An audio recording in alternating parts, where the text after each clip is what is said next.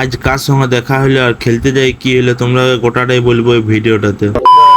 আজ সকাল সকাল আমি বেরিয়ে পড়লি শানু কুমারের সঙ্গে দেখা করতে রাস্তায়। তারপর কিছু দূর এসেই দেখা হয়ে গেল আমাদের শানু কুমারের সঙ্গে।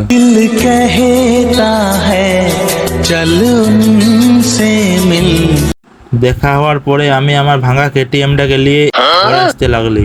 ঘর আসার পরে আমার একটা দাদা ফোন করলো, বলছে আইসো খেলা আছে। তখন বলি যাচ্ছি দাঁড়াও একটু। আসি করে দেখছি খেলা চলছে, পুরা রমরমিয়া চলছে। তো আমি ব্যাট নামে আউট হয়ে গেলি। তারপরে গাছটা ঠেকলি একটু ঘুলটিয়ে দিচ্ছি। আমি আউট হওয়ার পরে এই দাদাটা নামলো, নামে করে দমে কারা দুমার মতো দুমতে লাগলো। যে দুমার দমলো আমরা ফাইনাল জিতে গেলি। তারপর ফাইনাল জিতে আমাদের প্ল্যান হইলো আজ বিরিয়ানি করার। তাই বিরিয়ানি করতে পোল্ট্রি আনতে চলে গেলি লালপুর। পোল্ট্রি পালি নাই, 4 বোতল পায়রা ছালিয়ে আলি। তারপরে পোল্ট্রির মাংসটা পুরো মশলা মাখা ছিলি।